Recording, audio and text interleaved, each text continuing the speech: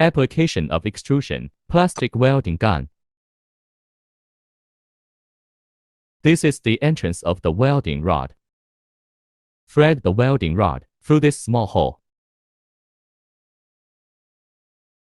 Turn on the heating switch to heat the welding rod. After reaching a certain temperature, slowly introduce the welding rod. Wait patiently.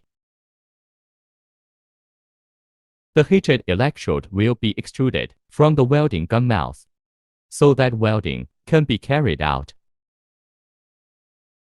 Follow the seam.